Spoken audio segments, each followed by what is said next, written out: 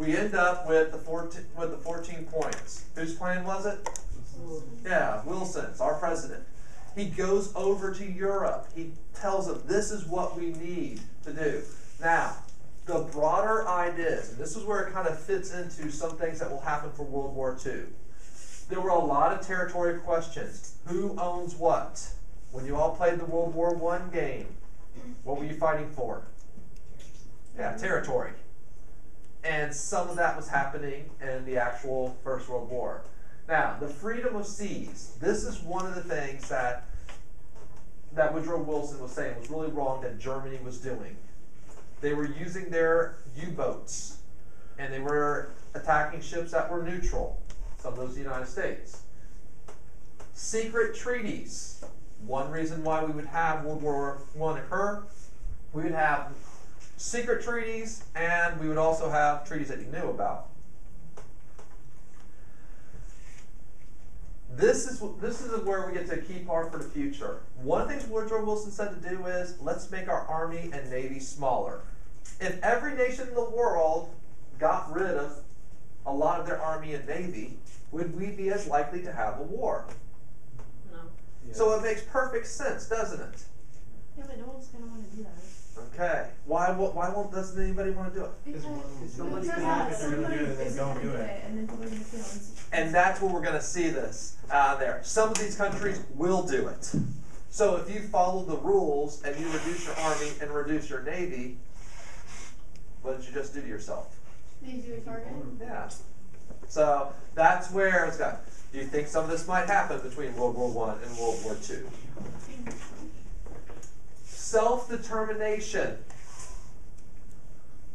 A lot of those smaller ethnic groups, different Slavic groups and all. So we went and we kind of carved out the map on Europe, and we made a Czechoslovakia. We made in that area where Austria-Hungary controlled a lot of that. We made a lot of those their own little countries. Will some of these countries want those areas back that they lost? And then how are we going to protect and enforce all these rules? Yeah, League of Nations. All right. Roosevelt had called it a General Association of Nations, which got the name of League of Nations. It was created.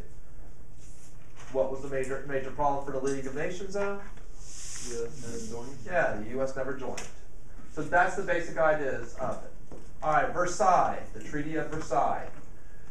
In Europe, when it was to be signed, Wilson went over. He was kind of saying, here, my 14 points is what you need to do. And they wrote a lot of it based upon it there. Not everything. But one thing that then will leave for the future. Germany had to admit for the war. Now, who started World War I?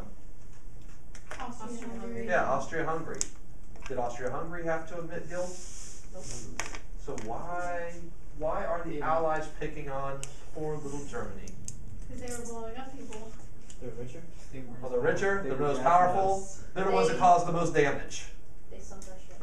So, be kind of like if we had a fight going on here, Haley runs her mouth, okay, but then Ben has his fist and Ben starts pounding people in the head. All right, okay, yeah, Haley got it started, but Ben did the damage. Don't tick him off. All right, Austin says, yeah, come on, let's go. And that's where for Germany. Now, they had to pay reparations. What are reparations? Money to fix stuff. And to fix damages. Yeah, they had to fix it. Now, one problem we're going to find with the reparations, did they say this is the amount you have to pay? Nope. They said you're going to have to pay reparations. You just get past it. And what would end up happening in the 1920s and then going a little bit to the 30s is Britain and France would be like, after they paid $10 million. All right, thank you. You owe us $10 million more. What? So they pay them $10 million more. Now you owe us some more. So there was, I mean, and this is like, if you're Germany, does there come a point that you get frustrated and say, all right, we've paid enough? Okay? Frustration maybe lead to some other things that will occur in Germany then during the 20s and 30s. Okay, Article 10, League of Nations is established under the Treaty of Versailles. And that's the problem that we will have in the United States. And now we get to Mr. Kilpatrick, better known as Henry Cabot Lodge. Before we get to him, actually, we have the irreconcilables, which they basically said, no way, no how is America going to get involved in this whole thing. Right? I want nothing to do with it. But then we have Lodge and the reservationists. They had their reservations. Yeah. What was why didn't they want it? Like, what was Their idea was kind of go back to George Washington. Should we get involved with other things in the world? And that's where Washington's policy was. You can even look at Monroe. Monroe says, yeah, we're going to get involved in other parts of the world, but what part of the world are we going to get involved in? Yeah, the Western Hemisphere. Teddy Roosevelt expands upon that, but where are we involved? Something. Still our half of the world. Okay, we'll take care of the Americas. We'll let Asia, Africa, and Europe, you all do what you want over there. And that's kind of the way that the irreconcilables were there. Now the reservationists, again, they had their reservations. There was a lot of personal animosity between Lodge and Wilson too. Although Lodge tried to make it sound like it was all politics, and there was a lot of personal things that he didn't really like. One of the mistakes that Wilson had made politically, when he went to Europe, he took all Democrats. So while he's over there negotiating things, it's all Democrats, no Republicans. So the Republicans are sitting at home saying, we're part of the winners, but we're not being treated like we're part of the winners. So while Wilson's over there, they're back in America, and they're kind of making their own plan.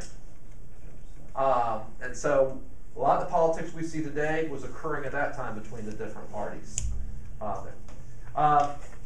Wilson really did. I mean, he would fight and try to fight for this. He would lose it. It would kind of and Wilson would not negotiate enough with this. Neither side was willing to negotiate, and thus we never approved the treaty. We made our own separate treaty.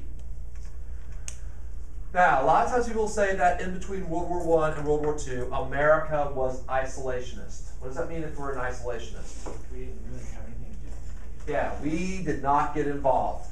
All right, we did listen to our father, George Washington, did get involved. But it's not quite true. First of all, the Washington Conference. This is the one thing that I was telling you, or one of two things that for the Florida End of Course exam that put stars by this and make sure you know it, because this is one thing in that time period.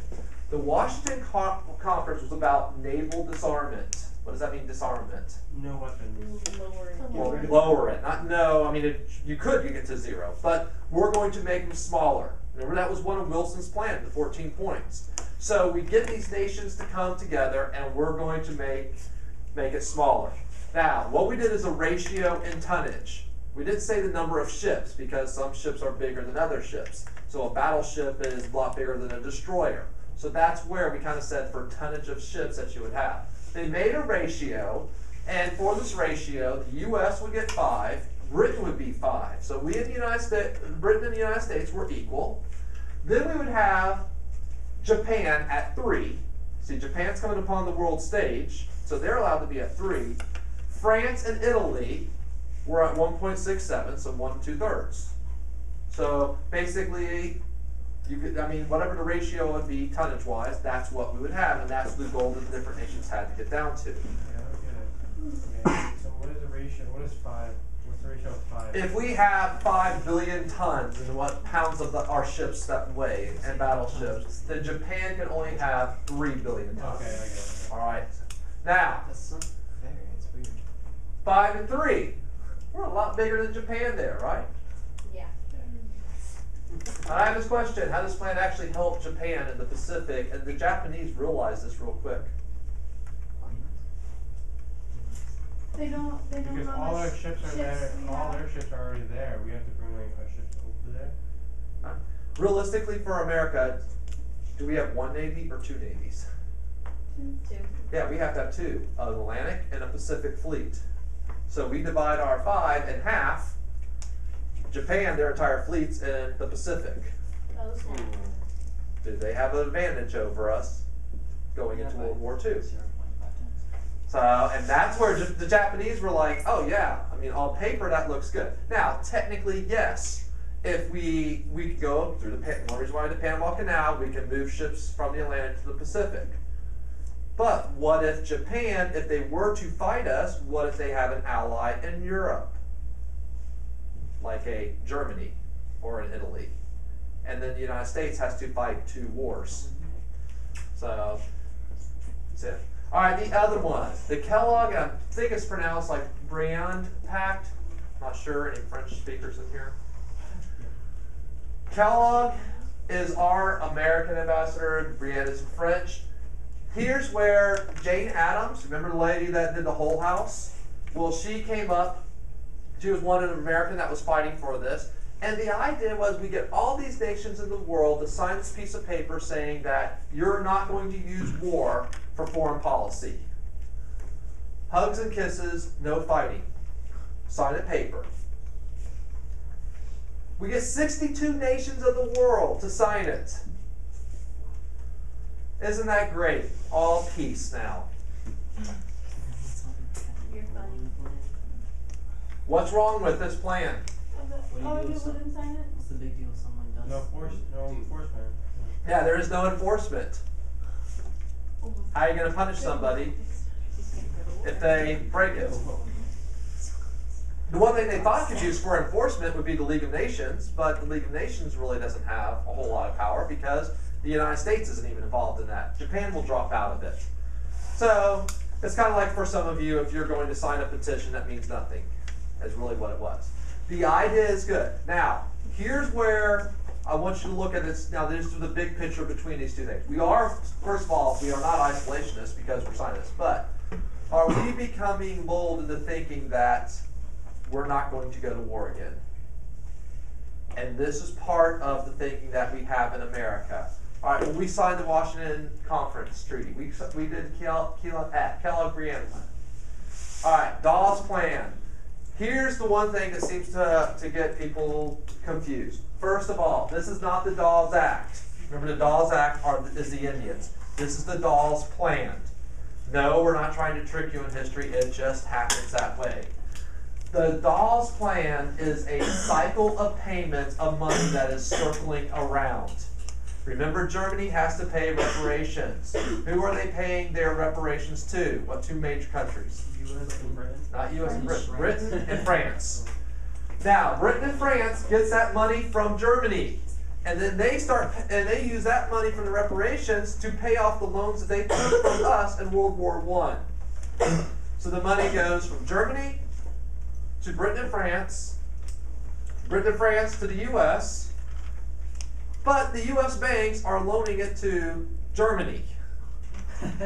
So we have, I know this isn't a circle, but basically we have the money just circling around. What is the point of that? Well, a lot of times, and this is what's really, the banking, a lot of stuff in banking is just a matter of transferring money, and as long as all the dominoes keep falling, you're fine until something stops. What would make this money, this circle of money, stop? Germany stops paying.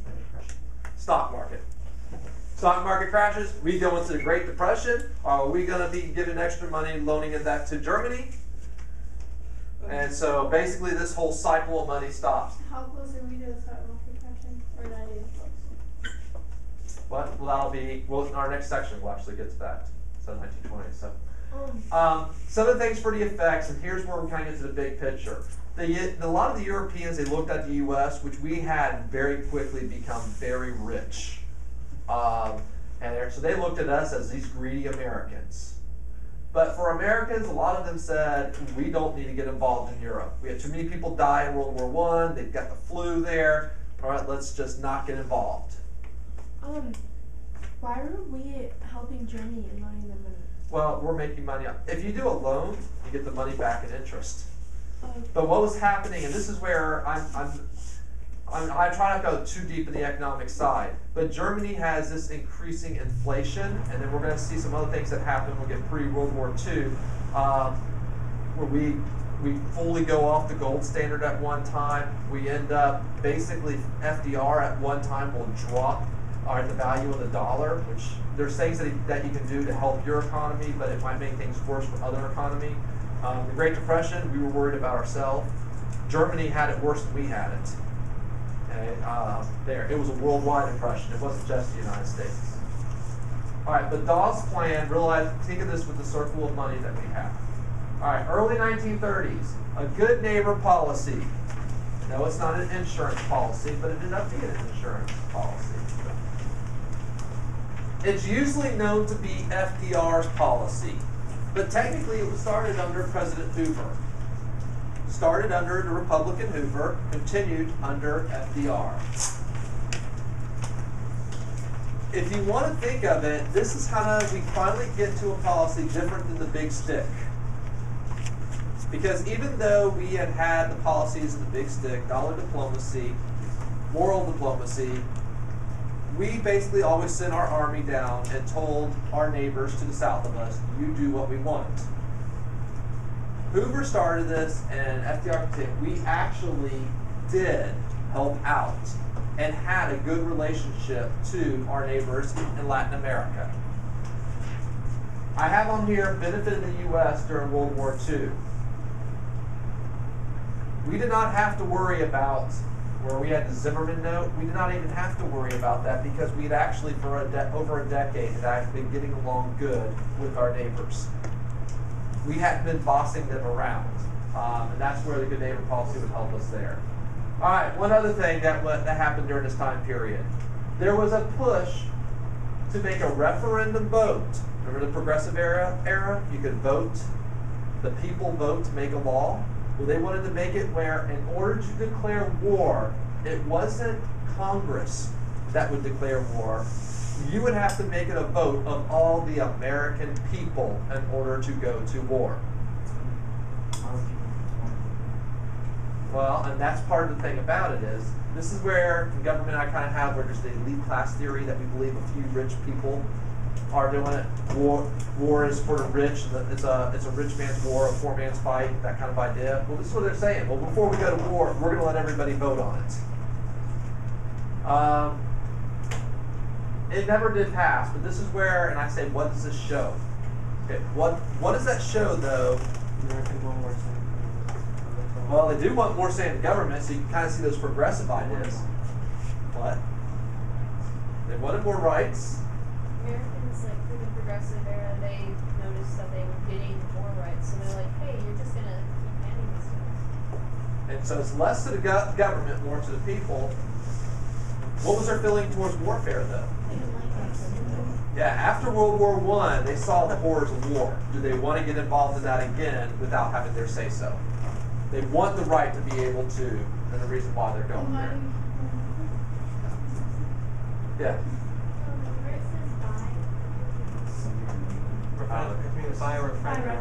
Oh, by referendum.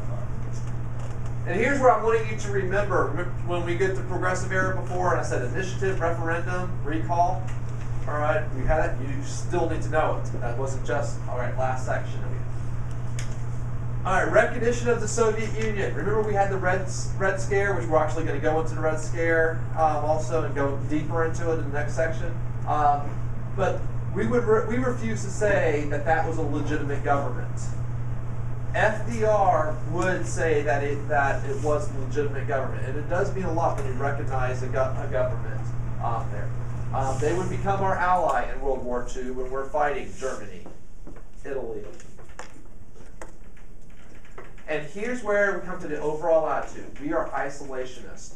Most Americans say, we're only going to do what is good for America. We don't want to get involved in Europe. Now, if you're a leader in government, can you truly take that role? Of being isolated? Yeah, being isolated. And that's a problem that we'll have. Because for a common person, it's real easy to say, let's not be involved. All right? Let's pull our soldiers out of everywhere. But this is where, for America, we get at a point there that, are we the policemen of the world? How much? I mean, how much should we be involved in this? All right, the mid-1930s, here's where we get to the pre-World War II. I say events in Europe and China unfolded. The U.S. acted mainly in an isolationist fashion. Usually when something would happen that was major, we would declare we're neutral. Hitler takes over an area. How do we react? We're neutral. We'll have a Spanish Civil War going on. We're neutral. That's the main thing that we did for a while there. We would have the America First Committee.